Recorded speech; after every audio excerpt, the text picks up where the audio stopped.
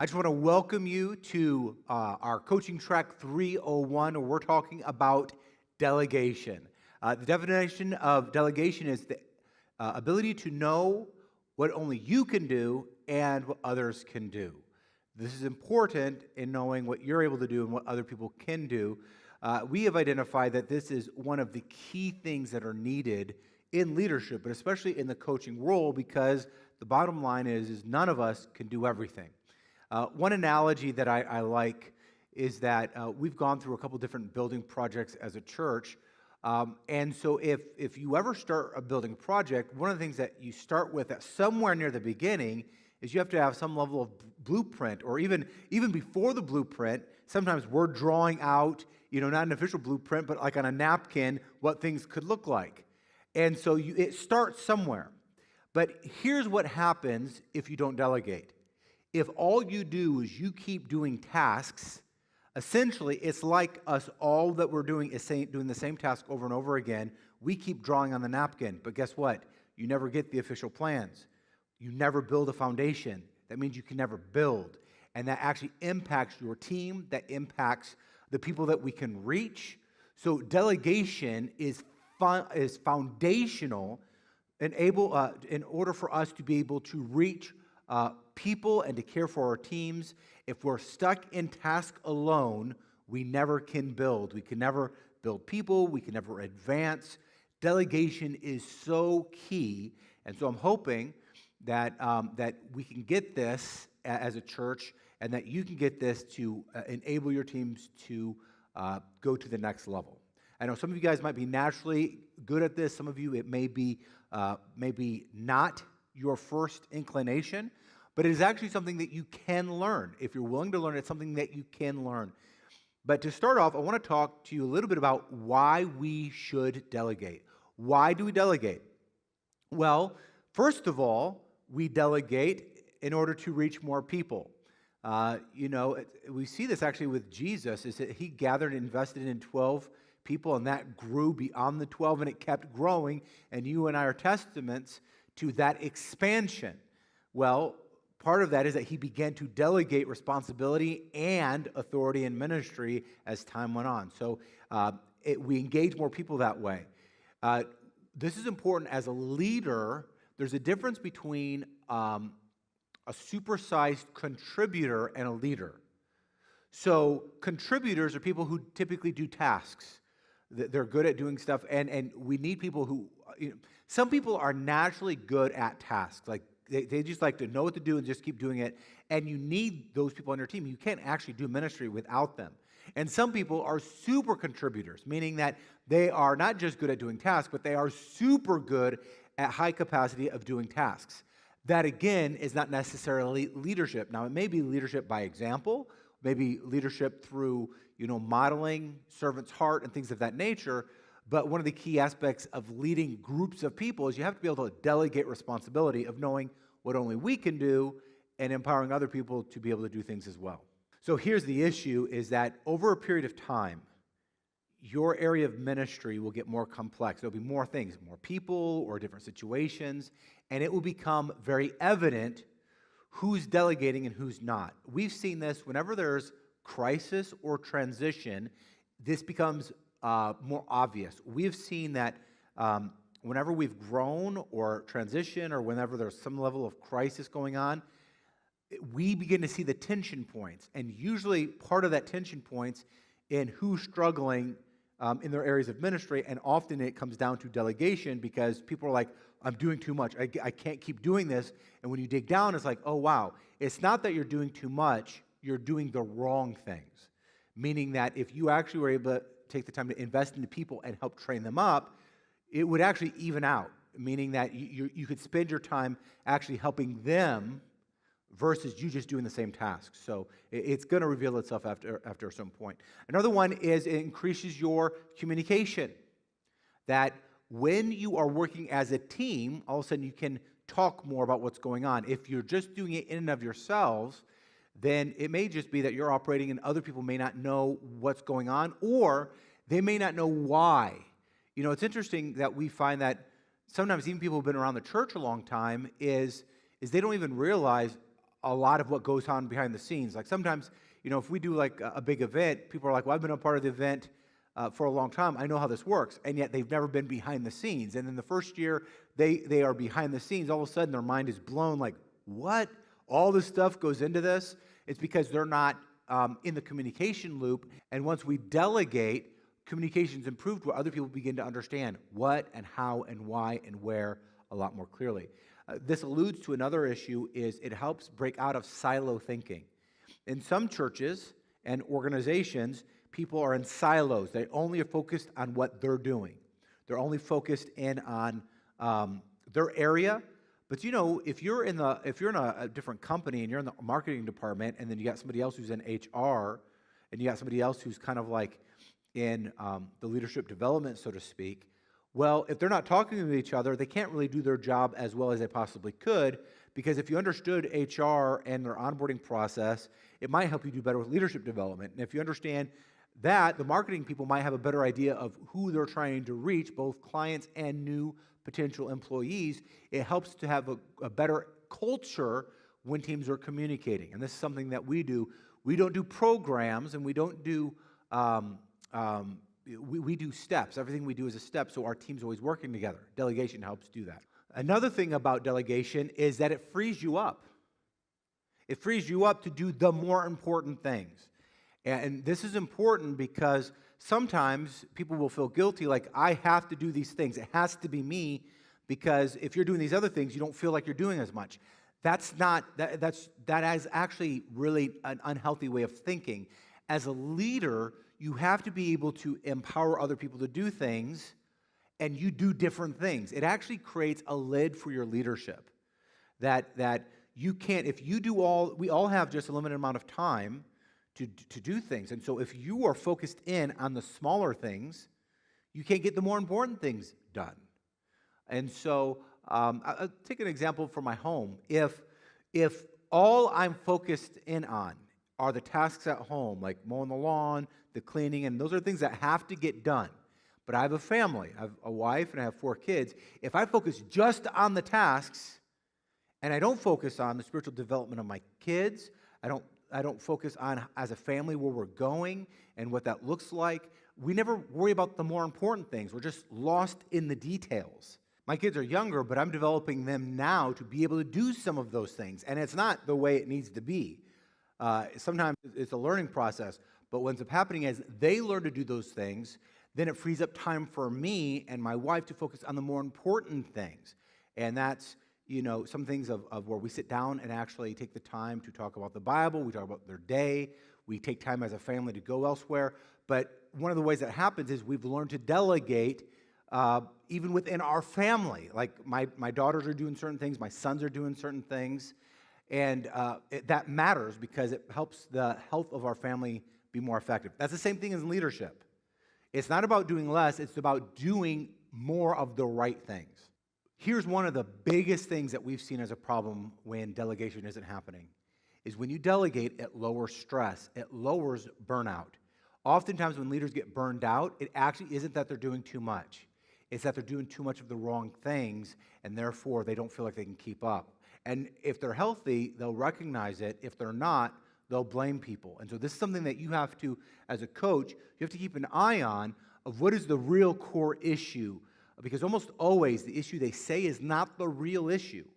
And this is why if you go back to the lead track, we talk about red flags of looking for the real root issue that's driving this. And one of the big things of burnout and people getting tired and lowering and being stressed out is because they're not doing the basic job of leading, and that is delegation. When you delegate, it actually helps take the stress off because you're sharing the load. Another key thing that comes out of delegation is that you begin to learn your team's strengths. You don't just start by delegating like big things, usually. You can start by smaller things, and then you get an idea of where their giftings are, and that can help you to know where to take the next level. In a second, we're going to talk about more of different types of delegation, and that's somewhat dependent on the person's their readiness. And so we'll talk about that more in just a second. But this is a way to identify people's giftings and strengths, is by giving them little things and learning and growing, and like, oh wow, I didn't know you're capable of that. That's pretty awesome. Also, delegation models obedience. The Bible tells us to do this. Ephesians tells us that we are to raise up others and for them to do ministry. So this is partly for us to actually do what the Bible tells us to do in regards to this. There's a lot of different examples that illustrate this principle. It's good stewardship. Good stewardship is that we are doing the best with what God has given us. And here's what happens is in our regular lives, but especially in ministry, we just get comfortable doing what's comfortable for us. Instead of being good stewards, that we have a responsibility, and it's a grand responsibility. It's something that we should be honored to steward the ministry that God has given us. And the only way that we can really do that well is by delegation. It's just like finances. You can't really honor God with your money until you actually know how to what your budget is and where your money's going to go. Same thing with our time. We have to steward our time, because if we're just willy-nilly with our time, we're not going to be as effective with honoring God. Same thing in ministry. We've got to be able to learn to delegate. And again, some of you, I know it's natural. Some of you, it's not something that comes naturally. And so I think it's something that probably came naturally to me, but then I actually learned to get better at it. And even now, there's still pieces of the puzzle that I'm learning, like, oh, this has been missing in this spot. We need to adjust this. We had somebody on our team, they recognized that they had to grow in delegation, so they did a whole workshop on how to grow in this area. So you can learn to grow in this area, but first we have to understand that it's really important. When you understand the why, it helps us to follow through with it, and that's what we're doing right now, is establishing this why. Another way is that this can show people how to do it better, because as you are delegating, sometimes they'll see things that you don't see, and sometimes as you're delegating to them and you follow up with them, you are able to explain to them maybe a different way or a better way to do that.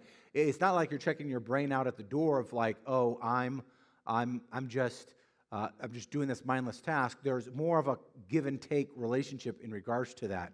It builds morale. This is something that even as we've done these tracks, we've worked with our teams. I've worked with different leaders and different things of that nature where we're like, oh, wow, this is really good here, and this could be helpful here. Even after each time we do one of these modules, we're getting feedback from other people on how we can do this better. Delegation helps do that too. It's not just directive, here, do this, but over a period of time, it's like, oh, wow, we're on the front lines. Have you noticed that this might be helpful? It's like, oh, wow, we can fit that in. Delegation helps reveal some of those things. Delegation helps stimulate creativity and innovation, where you see things you might not have seen. Delegation helps increase prayers and commitment to team members, because, in order for you to be on the same page with the people that you lead, you got to be praying together. It's one of the reasons why we open up just about every morning in the office with prayer. It's the reason why we have an early morning prayer meeting on Wednesday mornings. When you're as a team and working together, we're going to have to pray, because we know we don't have enough to do it in and of ourselves. We have to pray. And one of the biggest things here, and we've alluded to this, is that when you delegate, there's a greater kingdom impact. You're able to accomplish more. Because again, the Bible refers to us as body of Christ. There's things that you can do, and there's things that other people can do. And delegation helps us to work more as a body and not just individual body parts. Because we're not as effective. How many know that an arm will never win a marathon? Right? A leg, as powerful as it is, will never win swimming by itself. We are a body, and delegation helps do that.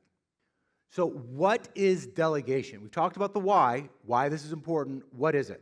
Delegation is empowering others to act on your behalf on three levels: task, responsibility, and authority. You're delegating, and sometimes you start off by just delegating simple tasks like, hey, would you put out these signs? Would you consistently, or would you please make these copies for me? You're delegating tasks. And then there's delegating responsibility, where maybe somebody is regularly doing the signs or regularly doing the copying. They're still kind of tasks, but they're more repeated tasks. And then there's where you're delegating authority, where you kind of give big picture vision and outcomes, and they have room to flow in that. We'll talk about that in a second. Delegation is not abdication.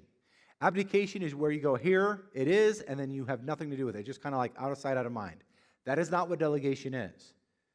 Delegation is you're empowering other people to advance the kingdom, and you're still doing that together, but there are other people who are more now involved with that. So here's a couple pictures I think are really fun in illustrating what delegation kind of looks like. You have the king here delegating, and he's painting the road signs. I'm guessing if you were a king,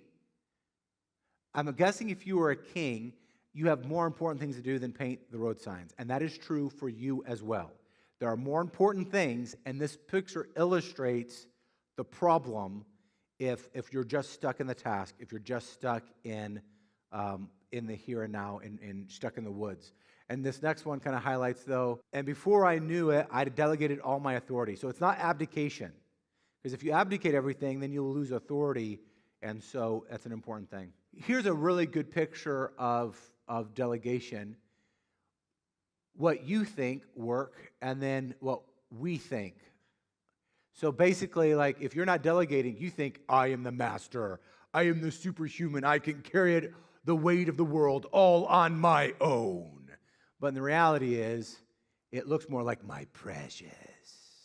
I cannot let go of it. One really good example of this is one of our staff members was helping work on this, and they were going to delegate the PowerPoint to someone else, but they're like, no, I can't delegate it. I could just do it myself. And they realized the irony of the fact that they were not willing to delegate the responsibility of the PowerPoints on the delegation workshop here. So that's a really good example of this right here. So what we're going to be talking about is the importance of delegation. And there's this one quote I like. I can't remember of the young lady who said it, but it says, the lack of delegation is a limit to your leadership that affects both you and those you lead. See, someone who doesn't know how to delegate effectively, and delegation is not just abdication where you get someone else to do it and then like you're not doing anything and you don't check up on what they're doing. People who don't know how to delegate will either delegate just so they don't have to do it, or they will talk about how much they have to do it, so it slows them down, and it's a reason why they don't get done what needs to get done. And we all know there's different seasons if you have transitions in your team, or certain seasons that are a little bit more challenging than others. But for some, it's always a season. All right. So one of the main reasons I've seen even within our team why delegation is not a priority is because development's not a priority, and we're going to get more deeper into that. But this list here, some of it comes from Kerry Newhoff. It talks about some of his highlights of years of experience of why people don't delegate. So if you're taking notes, these are the reasons why people don't delegate. Number one is you don't make your team a priority. It says this, this is from, I believe the name is Ginny Catron. It says, if you are not spending intentional time with your team weekly, you are missing an enormous opportunity to train, develop, and delegate and coach. So the bottom line is, your team's not a priority. You're task focused, not team focused. This is one of the main reasons why I decided to turn staff meetings primarily into equipping. Because before, staff meetings were primarily just directive and task focused. All right, I know there are meetings that those things need to happen, but I'm trying to equip and coach to model some of these things. We're covering a book on prayer, we cover a book on delegation or equipping. It's because I'm trying to invest in you. The issue is what happens from your perspective to your team. All right, and number one reason why you don't delegate is you don't value development. If you are not prioritizing development, it is a foolhardy to expect your team to learn and grow. So you have to find a regular way where you're developing your people. And that's both in spiritually as well as practically. And I know some of you, it's a little bit harder in some areas than others, depending like with at least with worship, you guys have a Thursday that's already in the rhythm of meeting, and now I don't know how that leads itself to team development or not. There's some things I'm sure that would work well there, and other things maybe not. But the bottom line is if we're not delegating, we really don't value development. And this is fundamental to delegation. Number 3 is you don't trust your team to take responsibility. Again, delegation is not abdication. Jenny again had a really good quote, says, if you are not adequately empowering your team by providing feedback and direction, it is unfair to expect them to take greater responsibility. So one is you've got to give some level of direction, even if it's like, look, honestly, this is not my area. I need you to go out, research this, and give me some ideas. That's direction. All right, and you've got to give feedback. Okay, that's going to work and that's not going to work. And here's why. So then it can help hone what, so when they go and look, they can help hone what they're looking for. Number 4, you don't delegate because you don't want to look bad. It says this one requires a bit of a healthy self-awareness to honestly answer the question, are you afraid of a little bit of failure will make you look bad? Mistakes are part of learning and growing. In order to empower your team, you must give them room to try and sometimes fail. It says this, if you are worried more about your image than helping someone grow, then it's time to reevaluate your leadership priorities. This actually is a really good example of one year when we decided we do an event called Trunk or Treat. I know a lot of people do these things. Ours tend to be actually pretty effective, and we get a really good turnout, and it's been effective in people being a bridge to people coming to church. One year we had a young lady volunteer to help lead that. And so we went through a lot of different stuff, but part of that was empowering because I've always been fairly involved in those things. We've always had team leaders at different seasons. We have different people lead different things. But I kind of knew that there was going to be some hiccups. At the same time, I was trying to empower because I can't do that forever. Like, that's not something like I have to get that stuff off my plate.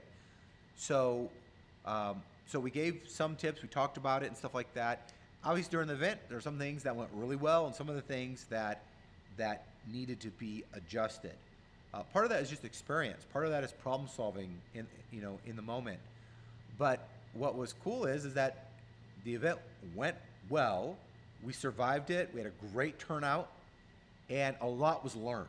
So in the following year, that person has a much better experience to work off of, so to be more successful going forward, as long as they agree to do it again. So it's important. Now again, there are certain things that can't afford. Like you can't decide to delegate somebody to you've never, they're not ready to lead worship and they bomb badly. Like you got to do some things well. Like there was some level of safety net for that event that we did because we had some history of experience. That individual had been a part of some of our events in the past. We had a lot of documents to help with a lot of those things. It was in the finer details where things kind of got stretched a little bit. So again, you've got to weigh out the weight of that responsibility, what you're asking them to do. Hear this. If you do not delegate, you'll always feel overworked. You will always underdeliver. And that is something that will always happen until you learn the skill of delegation. Until you learn the skill of delegation, you'll always feel overworked and you'll always underdeliver. And guess what? You will also always feel either always completely frustrated or undervalued. Like, look at all the work I'm doing, you're not valuing me. But the reality is that you are becoming a lid to your ministry because you're not delegating, because you yourself cannot do it all. Okay? We are going to do a scavenger hunt. Your facilitator will give you your scavenger hunt list and instructions.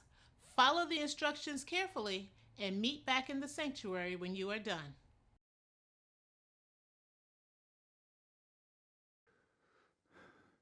So what we see in this activity, usually when we see this play out, is number one, is that the people who do that by themselves, it takes longer.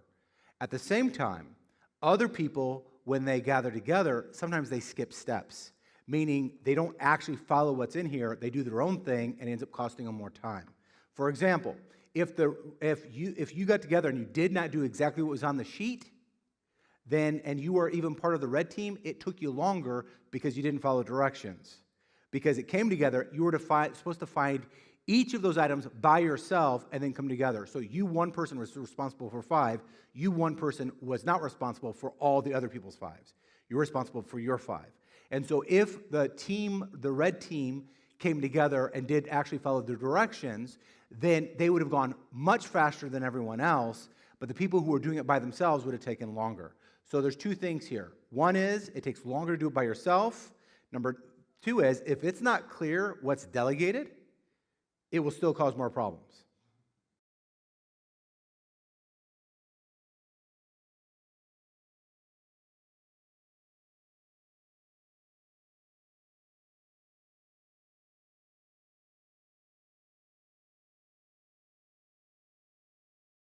So I think if you see in that activity is that things are a lot easier when you can delegate, when you're able to share the workload with other people versus those who do it by themselves. And so it's a really good reminder of why we do what we do. It's also a biblical principle. If you look at Exodus 18, 14 through 23, it says this: when Moses' his father-in-law saw all that he was doing for the people, he said, "What is this that you are doing for the people? Why do you sit alone and all the people stand around you from morning till evening?" And Moses said to his father-in-law, "Because the people come to me to inquire of God, and when they have dispute, they come to me, and I decide between one person and another, and I make them know the statutes of God and his laws." Moses' father-in-law said to him, "What you are doing is not good. You and the people with you will certainly wear yourselves out, for the thing is too heavy for you. You are not able to do it alone. Now obey my voice. I will give you advice, and God be with you.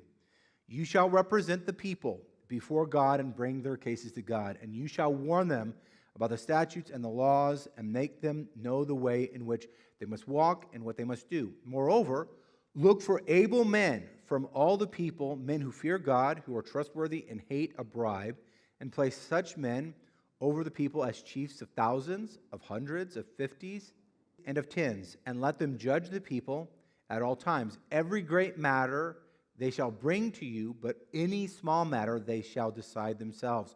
So it will be easier for you, and they will bear the burden with you. And if you do this, God will direct you, and you will be able to endure, and all these people also will go to their place in peace." So this is an important principle here, is that even Moses in the early stages of being taught that you have to be able to delegate because you cannot do it yourself. You're literally creating a lid for wherever you serve. Tom Rainer says this: failure to delegate will always limit a leader. He or she will not be able to expand the level of influence because that influence is limited to one person. Oswald Sanders says, the ability to choose men to whom he can safely delegate authority and then actually delegate it is that of a true leader. Ephesians 4:11 through 13 says, "And he gave the apostles, the prophets, the evangelists, the shepherds, and teachers to equip the saints for the work of ministry, for building up the body of Christ until all attain the unity of faith and of the knowledge of Son of God, to mature manhood and to measure of the stature of the fullness of Christ." So we do this as the building up of the body of Christ. If we don't do this, we're not building up the body of Christ. We are becoming an anchor to the body of Christ. All right? Again, that analogy is we're not building a foundation. We're still drawing on a napkin. So we have to take the time to delegate. So there's 11 barriers to delegation. All right? So this is something, even if you want to do it, we've established the why. We've even looked biblically on that there's principles here that we can draw from. But what are some of the reasons why we don't do this? One of them is perfectionism. One of them is that it has to be absolutely pristine. Now, we believe in a high level of excellence. But as you're delegating, things might not be perfect. So what do? A principle is you try to find someone who can do it 80% to the degree that you can do it. Now, if you're starting off with basic tasks, that should be easier because the skill sets are likely more widely available versus some of the higher, more sensitive issues. But you try to find someone who can be 80% as good as you can do it. Now, and hopefully sometimes they actually over time can become even better than you. But you need to find someone who's at 80% able to do it as 80% as well as you can. Now, if someone's at 50%, that's probably not the person you delegate that to. All right? And so this is what you look for, an 80% baseline, and then hopefully over time, they can actually grow up to the point of whether as good at you as you or close. And even if, it's not exactly as good as you can do it, the overall ministry will be healthier. I'll give you an example. So when we first started the church, I was pretty much involved in everything. I helped lead everything. The only thing I really didn't do was sing, because I at least had self-awareness that was a really bad idea. So what happened is that we were somewhat limited. In the first year, all we could do was Sunday mornings and small groups. We did no staff meetings. We did Sunday mornings and small groups. That's all we did. And so we were very limited in what we can do. And over a period of time, we started to develop leaders. And some of them were not doing it as good as I did it. But no, you know what happened? As we started to get leaders in specific spots, even if specific areas weren't as good as when I led it, as a church, we were better. And so that's a really important part to remember. Another reason why we don't delegate is because we like to be the go-to person. We like to be the go-to person. We want to be the person. We want to be the one that gets the credit. We want to be the one that everyone's dependent on. That's pride. That's dangerous. It's a lid to the church, to the body of Christ. Another one is the reason why delegation doesn't happen is pure laziness. The desire to do it myself because it's faster is lazy. It's absolutely lazy because it takes time to develop processes. It takes time to develop people. To refuse to delegate is a sense of not taking the time to steward it well, which is a form of laziness. You got to keep an eye on this within your teams and within yourself. And I always look for who's delegating and who's just doing it. When someone is not wanting to delegate and they're not acting quick enough to delegate, it's usually a red flag, at least a yellow flag. So we always look at it. So one example in regards to laziness is like sometimes as a parent, there comes a time when we want our kids to do something and they don't want to do it. And you have a choice. You can either go the lazy route and do it yourself or just drop it, or you can take the time to show them and lead them through it. So we have started to try to get our kids to set the table and then clear the table. So what we end up doing is they set the table for dinner, they clear the table, and then they set the table for breakfast the next day. So it's easier in the morning for everybody to get things done, and it's a pretty simple setup. Well, sometimes the kids don't want to do that, so I have a choice to make. I can go the easy way and just drop it because I'm tired and I don't want to have to deal with it, or I can actually take the time to show them how to do it and model it 2 or 3 times to where they get it consistent. And as a parent, we always wonder those things. Do we do the easy thing or we do the harder thing that's actually better in the long run? And that comes with training them to do things. That comes down to disciplining them. But the bottom line is sometimes we're lazy because we take the easy way out. So it's something that I think all of us can understand, but it's a reality that is a laziness issue that we need to deal with, especially in leadership, that we take the short answer instead of what's better in the long term. Another reason why people don't delegate is pure ignorance. Sometimes people just don't know how to delegate. They've never done it. It doesn't come naturally to them. So it's just something that they've never been taught to do it. And so it's one of those things that you might have to help develop that skill set. Another one is insecurity. They're afraid that somebody else will take the role. And understand, at Red Church, that's just not true. In fact, when someone can learn to delegate and they develop other people, they become even more invaluable. It's one of the core things that we're looking for. Who can help raise up? Who can help delegate? Who can help empower and grow not just the people on their team, but the leaders on their team? Another thing is disorganization. Sometimes people are just disorganized. They don't know even how to organize their time and their priorities in order for that to happen. So you got to look for that. Is sometimes you have to give guardrails of help them organize their time. But some people are so kind of wired that they won't do that. Well, it's going to be hard for them to lead because if they can't prioritize, it's going to be hard to lead, to choose the right things. Here's a big one. For those of you that like to do things well, one of the reasons people don't delegate is because they've been burned in the past where people dropped the balls of things that need to get done and just didn't get done. I get that. You know, especially in the early years of the church, there were multiple things that need to get done, and things got dropped, and it's like, man, can I even trust anybody to do this? but that's where, you have to develop people, and we talk about that, is that part of delegation is developing people. You have to develop people in order to delegate. This leads into number 10. Sometimes people don't delegate because they have the wrong team members, meaning there may not be somebody on the team they feel they can delegate this thing to, which may be a development problem. Maybe it takes time to develop those people. Maybe you do need to add some different giftings to your team.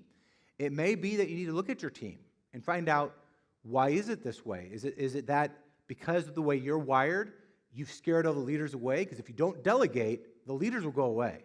This is important. If you don't delegate, people with leadership giftings will get annoyed and be done.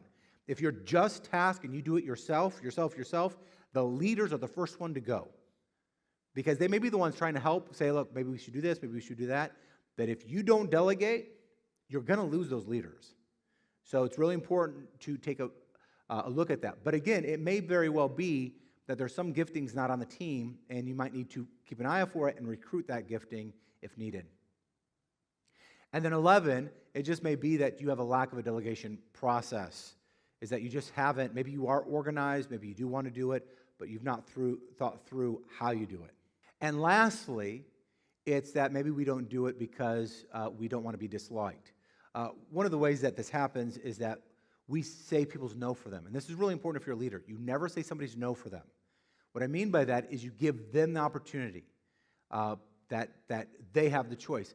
One example is that we were looking for people to be hired on at the school, and there was individuals that we were like, these are the key. If we could get these people, it would be awesome. And one of them, people were like, no, they've got a job, they like their job, they just got a new one, so we shouldn't even ask them because they already got the job, it's just going to be a no. And I'm like, forget that. And so I called them up anyways, and I said, hey, listen, I know you just got this job, but we're really wanting to really do really well at the school, and you're one of the key people that we thought of, and I just want to see if there's any interest and if there's any desire in you to do this, because I think you'd be great at it. Within 2 weeks, they were there. So you never say someone's no for them. You never say someone's no for them. You give them the chance, but sometimes because we're afraid of people not liking us or what have you, now you don't sit there and say, hey, I'll hate you if you don't do this, but it's like, hey, I know you got a lot going on, or I'm not sure what's going on in your life, but there's a situation, we thought you'd be good at it, don't feel any pressure, but I also don't want to say or no for you. Is this something you'd be interested in? All right? And then you give them a fair chance, and they can sometimes surprise you. So in the area where you don't want to delegate because you feel like you have the wrong team members, sometimes it's tough to know that, sometimes it's obvious. One of the ways you can highlight this is by giving them something small and then seeing how they do with it. And then you can kind of, maybe if they do well with that, you give them another step. What you don't do is you give them something small and they bomb at it, and then you try to give them something bigger. You don't do that. Because like, well, maybe if I give them this, it'd do better. No. If you're faithful over a few, God will help open up doors for many, and so you start there. So that may be a way to identify if maybe some people on your team can do more than you think they can. So now we're going to break up into a discussion and talk about how this plays out in your team. So get into groups of 2 or 3, discuss this, and then we'll come back in just a minute.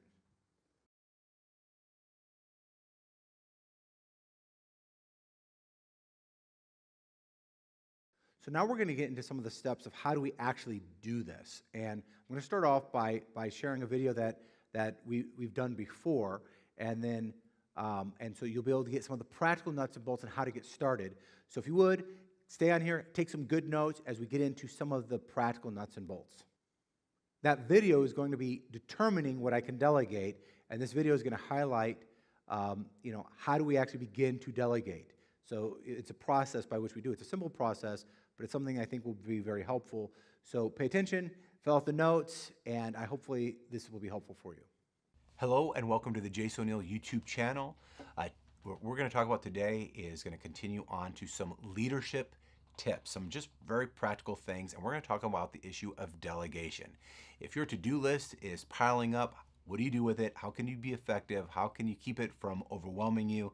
If that's something that you're interested in, stay tuned. Before we get there, please like and subscribe comment down below and share this video with other people so that they can share it and see it as well. Would appreciate it.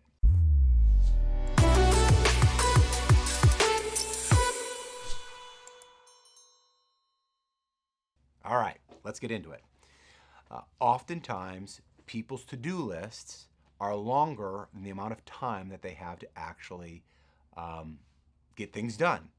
And so how do we do this? I'm a pastor, and so we often will have so many things going on that there's just too much to do. And often people on my staff or either on our volunteer teams, their lists get so high and they don't know what to do with it. And oftentimes things either crush them and that they get overwhelmed, or just things don't get done. And sometimes it's a combination of both.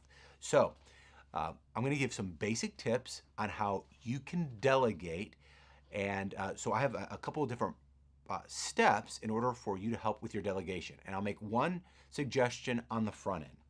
Some people are maybe natural delegators. And if that's you, you'll probably be familiar with some of the stuff that we're going to be talking about today, whether you name it this way or not, or you've learned it before or not. But if you are newer, you might have a bit of a reservation. So let me just clarify. What we have done is I have made for certain people on our team a list of basic steps to help you learn to delegate. And it's laminated, and what we're doing is we're having them write it in and then practically use it. Now, I know some of you guys like to do things digitally. And for many things that probably works.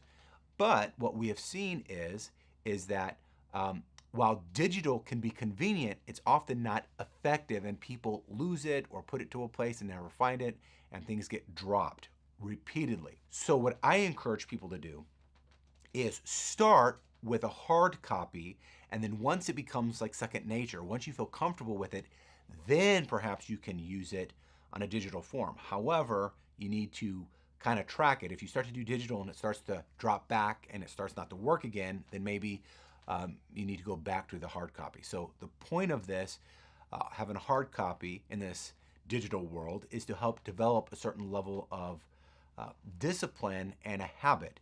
And what it will do is it will help you get more stuff done. And what our team is starting to do is to start off with, we're using wet erase markers on these laminated sheets, because wet erase markers are harder to erase off. If you use dry erase, then you can put it in your bag and it wipes clean. But again, this is just to get started with developing the habit. So if you struggle with delegation, then this is something that will help you to develop a discipline that eventually maybe you can go and use something that's online and digital. I used to do digital a lot, and most of my things are digital. However, when it came to my normal to-dos, they were getting dropped. It was convenient. They were on the digital, but I had so many things there, I stopped looking at it. So now my to-dos are in a hard copy form. So now my to-dos are in a hard copy form. So first, you make a list of your to-dos. Next, you prioritize which ones are more important than others. And next, you ask the question this: of all the things that I have, what are things only I can do? And what you do is you simply, if you use this as an example, and by the way, we're going to link a copy to this in the description down below. So if you want something like this, you can take it, you can download it, you can edit it the way you want to, and see if it could work for you. But you first start by only me. So of your tasks, if you have a list of 20 things to do, and only you can really do this, either only you have the skills, the knowledge, perhaps it's confidential and only really you can handle it, you put an X right there that task is something pretty much only you can do. The next question you ask is, what are things that I love to do? So if you look at the list, you look at the things that give you life. You enjoy doing them. That while you're doing other tasks you might not like, these are the things that you really enjoy and they help keep you moving forward. You put an X in that section, like these are the things that I love to do. So the first ones are only I can do, and the ones I love to do, these are the ones that probably you want to spend more of your time on. Next, you look at your list and go, is there anything in this list that I can really delete? Before I go any further, before I waste any more time on it, is there anything in this list that I really don't need to do? And if you don't need to do it and it's a waste of time, delete it. Oftentimes in my brainstorming times, I'll have a whole list of things that need to get done. And then when I get into my day, I look at it and go, you know what? That's really not that important. and it's probably not going to be important. I can just kind of X that off and not do it anymore. The next thing you can ask yourself is this: is there anything in this list that I can delay? Like, it's not deleted because it still needs to get done, but it doesn't need to be done now. There's not an urgency. There's not it's something that can wait. And one of the important things when it comes to delegation is to help you do what's important and not what's just urgent. Because oftentimes, if you're just going by the skin of your teeth, we're always doing what's urgent because it's time sensitive, but it's not always what's most important. So the delaying option helps you to be able to prioritize priority to some degree. Yeah, this is important, but it doesn't deserve my time because other things are a little bit more time sensitive or more important, so I can delay it. But if you delay something, you need to put a delay date in, meaning that you're going to revisit it at this time. So you write down, say, you're supposed to read this book for a project, but the project's not due for 3 months. So you can put off reading that book for a whole nother month, and that you can put a delayed date. I'm going to follow up with this on November 12th or whatever it might be. But it's important. If you delay it, you need to put a date down, or else you're probably not going to come back to it, or it will be too late when you do come back to it. And then, after you've gone through these steps, you've looked at only I can do, things that I love, things that I can delete, I really don't need to focus on, or things I can delay, and I can delay until a certain period of time. By the time you've done that, you may have worked through several things in your list that you're freed up to do other things now. But there's still more to be done. This is where you ask the question, is there anything in my list that I can delegate? Is this something that I can delegate to somebody on my team? Is this something I can delegate to one of my other leaders? If it's in your family and you're watching this video and you want to apply it to life, maybe this is something that you have your spouse do, or you ask your own parent, grandparents to do, or maybe your kids. Is there anything that you can delegate? I know even as a father, our kids are pretty young, but if I can start teaching them, for example, we're getting them when they first wake up to set out their own bowls and spoons and some of the basic breakfast stuff, and also turn off the lights in the backyard and the front yard. That's one last thing that my wife and I have to do. So we're teaching them and we're delegating them in small things. So that's just a little bit off of our list. And so maybe there are some small things that you can delegate, and maybe there's some large things. Maybe there's some people on your team or in your peer group or somebody that you lead who's actually better at it than you. Sometimes you don't know that unless you give them the chance.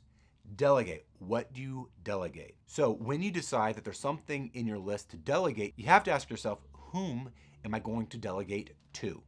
So it's not just like, hey, I'm going to delegate this and then we let it sit because it may be sitting. It's who in the world am I going to get to do this? And so you think through and you find someone who will actually do it. Not just an idea. You actually ask them, and if they're willing, or if you're the boss, you can ask them to do it. If you're a volunteer leader, you can go and approach someone and share your need and see if they're willing to do it. You delegate to that person. All right.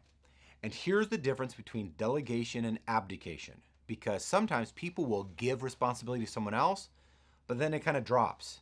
That's abdication. If you're a leader, then you don't want to abdicate. You don't want to sit there and like drop the ball. Oh, well, so-and-so is going to do it. No, if it's your responsibility, if you delegate it, it's still your responsibility. And so what you do is you put down a check-in date. So if someone's going to take, maybe they're going to do a mailing for you, or maybe they're going to help take out the trash or clean a specific room or do a specific task or role, then what you do is you find someone, you identify who's going to do it for you, so it's off your list now, but you also put in a check-in date, a time when you're actually going to check in with them to make sure that it was done, or at least see the progress that they've made. So this could be the next day, it could be the next week. If it's a long day, maybe you have to give someone something earlier in the day and you check in later in the afternoon. So you have a check-in date, check-in time. When are you going to follow up with this person? And lastly, you have the due date. When is whatever this is on your list, when is it due? If it's personal, then if it's like a bill, or if there's a project, whatever task it is, there should be a date that it's due, or else you may not get it done. And that's the reason why you need to have your check-in time before the due date. You don't check in with your person like the day that it's due. So if they were going to put together a new graphic, or if they are going to help you do some research on a project, like right now we have someone working on a project for social media. And if we had an assignment on Friday, then what we're not going to do is check in with them on Thursday or Friday and say, hey, how are you doing now? Because if there's a problem that comes up, there may be no time to actually fix it before the due date. So whatever the delegation, who you delegate it to, and the check-in time that you set, you want to set that check-in time before the due date, or else you might set yourself up to miss it and either get in trouble or be disappointed or miss an opportunity.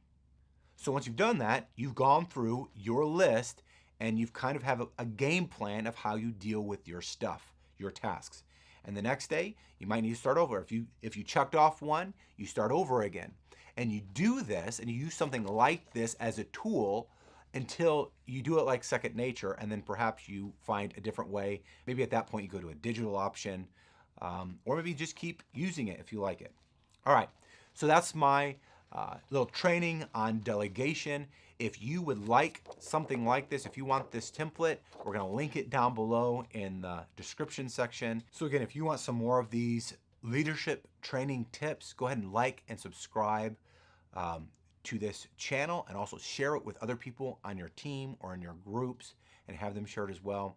Again, so glad that you're with us here on this YouTube channel. We're looking forward to doing a lot more things, so stay tuned. Have a good day.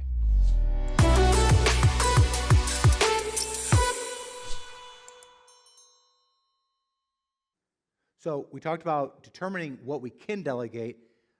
Now, how do we continue that process? And number 2 is this: clarify the delegated task on paper.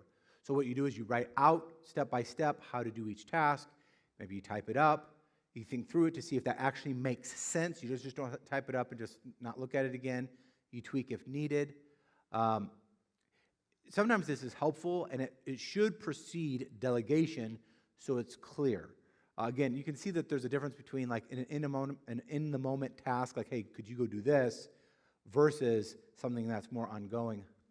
Clarity precedes delegation.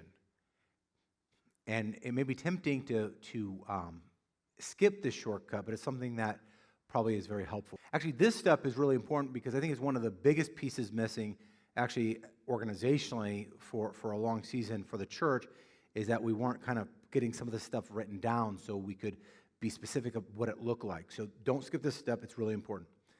Acts 6, 1-7 says, now in these days, when the disciples were increasing in number, a complaint by the Hellenists arose against the Hebrews because their widows were being neglected in the daily distribution. And the 12 summoned the full number of the disciples and said, it is not right that we should give up preaching the word of God to serve tables. Therefore, brothers, pick out from among you 7 men of good repute, full of the Spirit and of wisdom, whom we will appoint to this duty. But we will devote ourselves to prayer and to the ministry of the word. And what they said pleased the whole gathering. And they chose Stephen, a man full of faith and of the Holy Spirit, and Philip. And it goes on and on and on. And it says, these they set before the apostles, and they prayed and laid their hands on them. And the word of God continued to increase, and the number of the disciples multiplied greatly in Jerusalem, and a great many of the priests became obedient to the faith. So what we see here is really important. A leadership principle is that even the disciples of that time were like, look, it's not right that we are doing these things. So it's important to have these other people doing these tasks so that leaders can focus on the higher priorities. And this is something that we have to understand, is that we are all gifted to do different things. And as a leader, this is a core responsibility, especially in the coaching role, to be able to delegate. And so now what we do is number 3 is we have to find the right people. D.L. Moody said this: it is better to get 10 men to do the work than to do the work of 10 men. Oswald Sanders says this: we should be willing to delegate responsibility to emerging leaders the moment they evidence sufficient spiritual maturity, and be ready to help while they gain experience by trial and error. So the question is, who can you delegate to? And if you're a coach, then you got to kind of look at what the options are. And if you're a coach, you need to help your leaders that you're coaching Figure out how they can learn to delegate. Because if you begin to see in your leaders, certain people are just especially good at delegating, not abdicating, but delegating, then they may be showing a higher level of leadership that may be a future coach individual. So you want to keep an eye out for that. But you need to be looking at your team leaders, your team members, maybe someone who's not on the team, or maybe someone who's an unofficial leader. Maybe there's some people on the team who are actually showing leadership giftings, even if they're not actually operating in an official role. So you want to keep an eye out for that.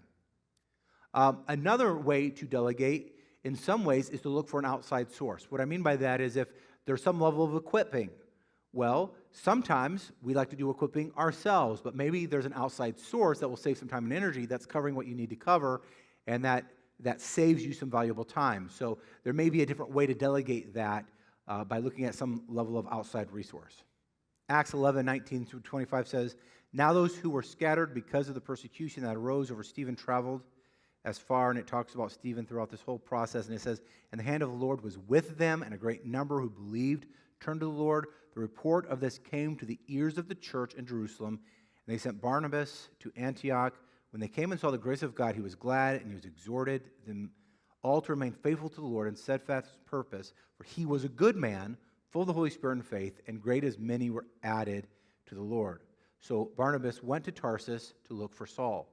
So what you see here is an example of somebody actually growing in favor with God and man. And you see this. You actually see this with Samuel in the Bible, where he was growing in favor with God and man. You see this all throughout Scripture, like David, even Paul, and that was kind of a slow burn initially because people didn't trust him because of his past of persecuting Christians.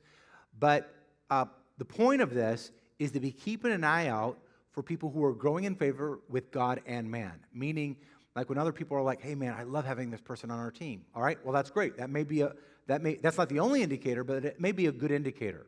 But we also look for other things.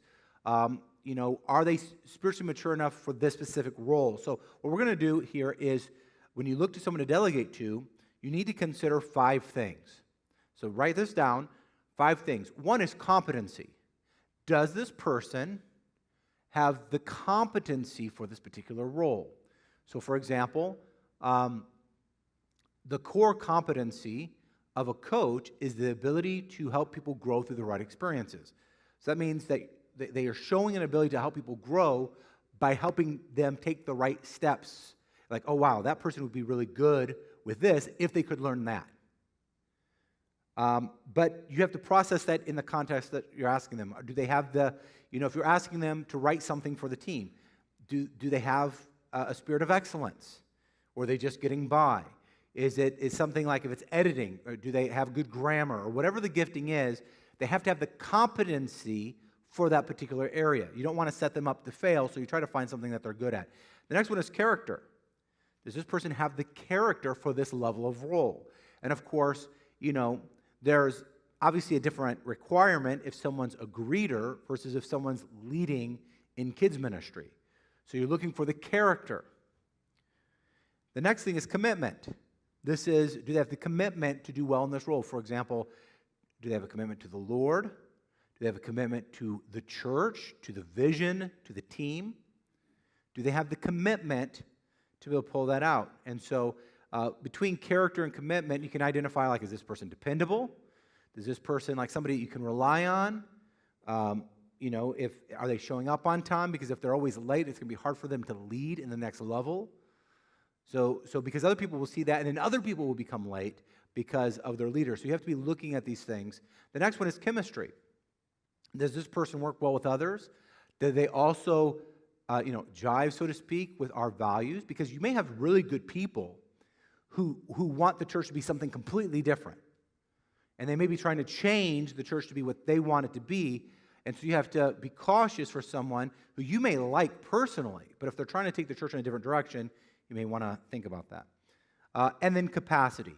Does this person have that level of capacity for that role in their life at this time? Now, you may have to help them show how saying yes to something is saying no to something else. There may be other things they may need to let go of. And you can maybe highlight to them maybe some of these other things that they can let go of. And also, not everyone's capacity is the same. Some people are higher capacity than others. So you have to try to determine what that person's capacity is, but also their commitment and character plays into it too, because a person may have the capacity for it, but they have to have the maturity to say no to the other things, to say yes to this thing. All right? Because again, if you get someone who is immature, they may want to take on more responsibility and not let go of other things that they need to let go of, and it will burn them out or what have you, because they can't say no to letting go of some of that other stuff. Number 4, assign responsibility and authority. Responsibility and authority separate delegation from assignments, highlighting that some things are tasks, some things are a higher level. And so basically there's 4 types of delegation. And so we will highlight here because it gives you a grid to process how to delegate to. Number 1 is we're going to cover 6 different types of delegation. And so the first one is task. That is that the leader designs the job and then delegates to a member. This is something that they do. You give it to them, you explain it to them, they do it. The next one is a project. This is where a leader involves a member in developing and carrying out a project. It is something that's bigger than a task, but it's usually more finite, meaning that there's more of a beginning and end to it. Another type of delegation is something that's more ongoing. That is where a leader empowers someone to manage an ongoing system. So it's ongoing, but it's managing, it's maintaining what's there and keeping it moving. This could be scheduling, it could be setup, it could be something along those lines. It's something that's ongoing, so they're not advancing something new, but it's keeping what's needed going. Another part is delegating equipping, where someone has a gift of equipping in a specific area or a specific competency. So if you notice that somebody is really good at communicating with the kids or a really good problem solver with the kids, maybe you have them do some equipping. I know we had one young lady that's just really good at handling difficult situations. Then you have them kind of share some of the principles that they use to help guide them through that. Of course, you probably have a conversation to discuss that they can be able to communicate that, because some people can be good at doing something and not necessarily communicating what they're doing. So you want to clarify that. Another form of delegation is caring. Leaders empowers others to help care spiritually, practically, and relationally for others. This is partially what coaches do, right, is to help care and equip people. And so you may have to, one of the ways that you delegate is by training the leaders and others to help care for other people, because there's only one of you, right? So you may have to help equip and develop others so they can care for more people, because we're all limited on how many people we can care for. And lastly, you delegate leadership. And that is where you basically give someone the big picture and the desired outcome, and they have more flexibility or freedom on how to get there. All right? So the level in which you delegate depends on the readiness of the person. You might not be able to take someone who's brand new, and in fact, it would be probably devastating or ineffective to automatically delegate leadership. So these are steps that you can begin to identify if someone's good. You give them a task. If they're good with that, maybe you give them a system or a project and see how they do with that. And then you can grow into other areas. So once you've identified who you're going to delegate to, and you've processed the C's, you've processed, the task and what degree, this is where you kind of meet together to talk about the delegated task. So what do? First of all, you have to understand that this meeting is critical, so you can get on the same page. Steps to a successful delegation meeting. I'm going to go through this fairly quickly. One is you schedule the meeting. Next is you explain the importance, for example, how it fits into the overall mission, the big why. You guys, we've been around this enough. It's so important to explain the why. If you explain them the how and the what, but not the why, people usually don't care. The why is, why do we do this? Why does this matter to the overall ministry? Because this is going to help us reach the lost. This is going to help us care for better people. By doing it this way, it's going to help our teams be more successful. Try to be specific, but you have to share the why. Also, you share the personal why. Like, look, I think if you do this, this is going to help you grow. It's going to stretch you. It's going to force you to be more organized. It's going to help you develop your communication giftings. Whatever it is, you're helping them see the big why to the ministry, but also seeing their why, meaning how it can help them grow. Next is you clarify the task or authority. So you do your best to clarify what the limits are, the boundaries are. And now in some of those areas it can be hard, especially if you're developing something new. When something is new, that's always going to be harder to clarify than when something's already established. And so, and that's something where you're going to have to try to figure out, and we like to say you're building the plane in midair, because sometimes you just have to do it that way. But as best as you can, try to clarify some of these things. Answer any questions that they may have as best as you can. Look for nonverbals, annoyance or fear or anger, and ask questions like, are you okay? Do you have any thoughts about this? Try to get as much feedback as possible. Then you ask them to restate the task, so you guys are on the same page. And this is something that even I sometimes will skip, is that it's like, I'll share it, and I felt like I communicated clearly, and then find out later, it's like, we're not on the right page. Well, one of the ways that you can circumvent that, or you can in-round that, is by asking for feedback. What did you hear me say? And then see if it's the same thing. The next is get a commitment. Don't just sit there and go, oh, okay, that's great, and assume that that's a commitment. Make sure you ask them, is this something that you want to do? Now, they may give you that commitment right there. They may ask for a specific period of time. If they need time to think about it, then you need to make sure that you state a specific time frame. How much time do you need, so that you both know that this is not an ever-ending thing and you're going to be chasing them down? So, like, do you think 3 days, a week is enough time for you to process this? Talk about it, pray about it, things of that nature. Set up a follow-up schedule, meaning if they commit to it, then when are you going to reconnect? So, for example, I will do this from a staffing perspective by setting up meetings with specific people or teams so that we can cover it. For you working with volunteers or other leaders, you have to figure out like a kind of a schedule of when you're going to follow up on that thing that you're doing. Establish a deadline. When is this supposed to get done? This is important. You know, we talk about SMART goals. Like SMART goals, if you don't know, is a goal. It needs to be specific, measurable, attainable, relevant, and time specific. If it's not time specific, if there's not a date to that thing, it's likely never going to happen. So you've got to get that time of when that thing, what's the deadline. Nelson Searcy likes to say, there is no delegation without a deadline. Now, another thing that Nelson Searcy suggests is that after a meeting like this, he likes to recommend that you kind of type it out and send it in an email form. So you kind of like give a summary of what they talked about, what it looks like, so that, you know, sometimes people hear something and then when they see it, it's different. Like I remember having a meeting with our finance team, and they tried to explain something to me, and I'm like, I was thinking like it was the worst thing ever, and because in my mind I just wasn't seeing what they were seeing, and when they showed me, I'm like, oh, okay, I can breathe now. Thank you. So that may help sometimes. Is some people are more auditory, some people are more visual, so you send that to them. Lastly, how you delegate is you establish check-ins and reviews.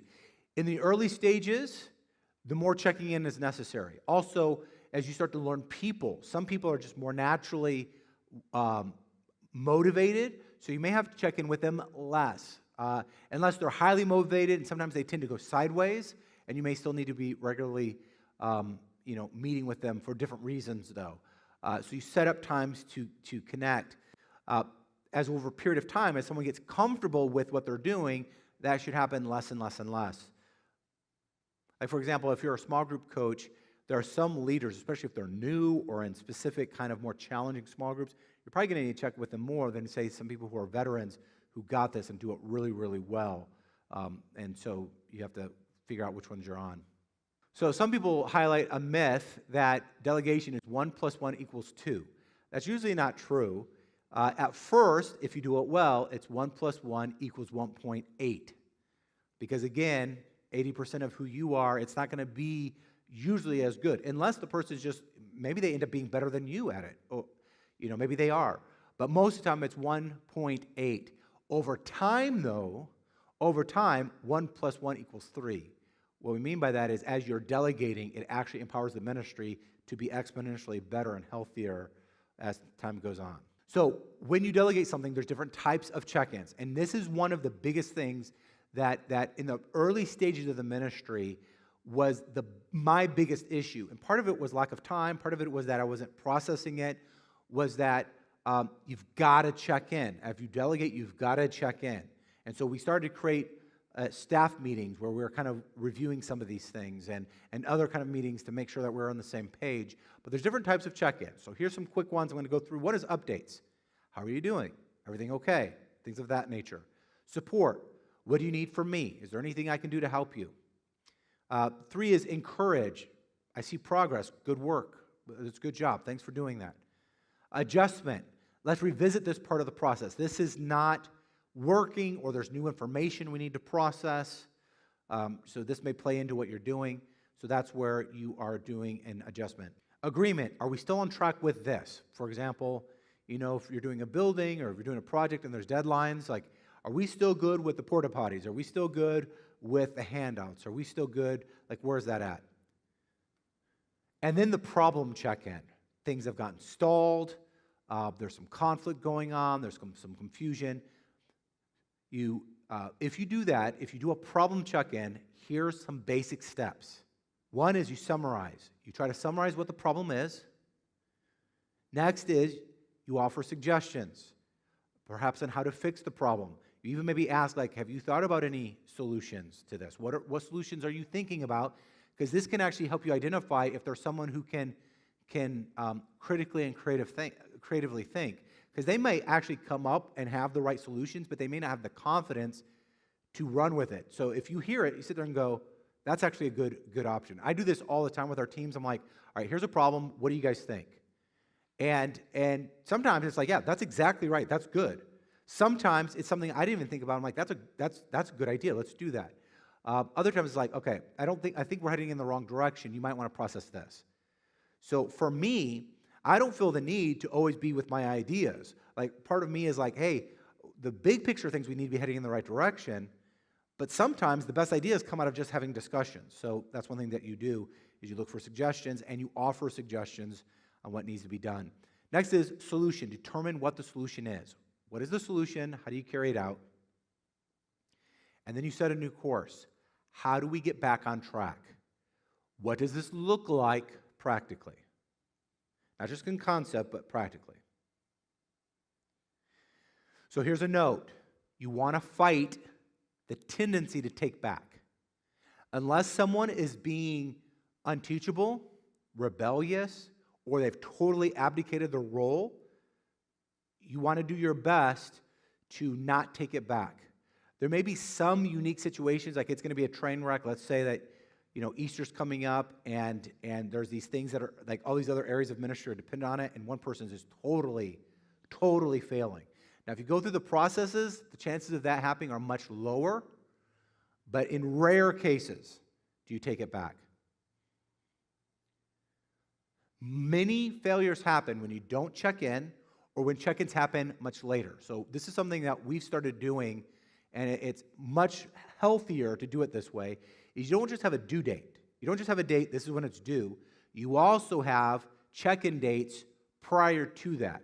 So you're like, what is this progress doing, and where is it at? So you don't sit there and get into a week before the event and realize that, oh my goodness, that was a big drop ball. Like, for example, this is something that we failed to do, even myself, when we were doing a building project. There were some things that we assumed were happening with the sanctuary, and then when I come back, and I think we're like just a couple weeks away from opening, we realize we have no plan for the back.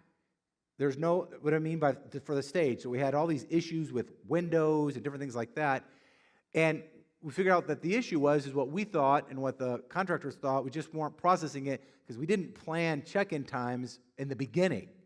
And so that probably would have helped us see that issue soon. So we had to really scramble. We pulled it off, but it was a lot more stress than we probably could have because we didn't do that check-in time before the due date. And then lastly, celebrate and evaluate the process. Sometimes you win, sometimes you learn. So when someone does it awesome, be like, hey, awesome, that was great. Sometimes it's learning, here are some things we need to improve on. This is important. You don't celebrate the failure. You don't sit there and go, I need people to like me, and encouragement itself is the solution. Because if you do that, you may reinforce unhealthy behaviors. But what you do is you can celebrate the positive while also looking at what needs to improve. And one of the ways that you do this as a coach, and we cover this in different places, is you highlight the positive initially, you give the feedback and correction in the middle, and you follow up with the positive. That's not meant to be manipulative. You want to make sure that you do that with the right intent, because the purpose of this is you want that person to learn, but you also don't want them to walk away with a gaping hole. So it's important that you have to confront the issue, especially if it was a big issue. You also have to understand, look, we believe in you, we love you. How do we address this? Here's some solutions. So you have to deal with that. If you want to celebrate, you celebrate progress, you celebrate improved communication, greater commitment, improving skills, greater impact, better process, success with the individual step that they did, complete success, maybe the event and everything went really well, or the progress or project went really well, or maybe someone has taken over our process and you're like, man, this month or this semester, you killed it. That was just awesome. That's the smoothest thing that we've done, or this thing that you did made everything better. But then you need to evaluate. So we alluded to this before, where you're celebrating, you're giving feedback. So part of what you do to evaluate is, what could you have done better? Meaning, what could they have done better? And you help them feedback. What I have learned is sometimes when you ask that, they already know. So by bringing that out, it saves you from having to point that out. Now, sometimes they don't know, and you have to point it out. But another question is what could have helped you better in this process? Like whether it's something that you could have done, or whether a process or something, a key piece of information, or something that was missing in the step, or missing in the process, or a resource, or whatever it might have been, what could have helped them do this role better? Another note, there is no full delegation without evaluation. So we talked about clarity as part of it, but you also need evaluation. So you can evaluate how things go. So typically at Red Church, our staff does an evaluation after each semester. And we've noticed that when we do that, it's always much better than the next semester. When we don't do that, it was when we run into issues. Why? Because evaluations matter, and it helps get people on the same page. Lastly, I just want to highlight, these are the types of qualities that a leader who delegates have. Number one is they're secure. It's not all about them. They're not afraid of not getting all the credit. Number two, they're humble. They're others-focused. They're biblical, because it's God-honoring. It's prayerful, because if you're going to delegate, it's going to require prayer. It's intentional, so you're being intentional. You're not just letting the ministry come to you. You're being intentional about leading. So, because leading, we get in front of things. We don't just sit there and react. We're proactive, not reactive. Impactful, effective, blessed. So I want to ask you to really think about, in your coaching process, in your coaching rhythm, to be figuring out how you can delegate some of the things that you do. Because some of you coaches may end up becoming lead coaches, where you're helping develop other coaches outside of your other leaders. So be processing the things that you do and how you can delegate it. And so what's going to happen now is we're going to go into the homework to begin to activate some of these things. Another important aspect of delegation is development. You could say it, delegation is development, because the only way that you can really delegate is if you're helping people grow and learn, either for them to be ready for that, or even in the process of delegating to them, you're helping them grow.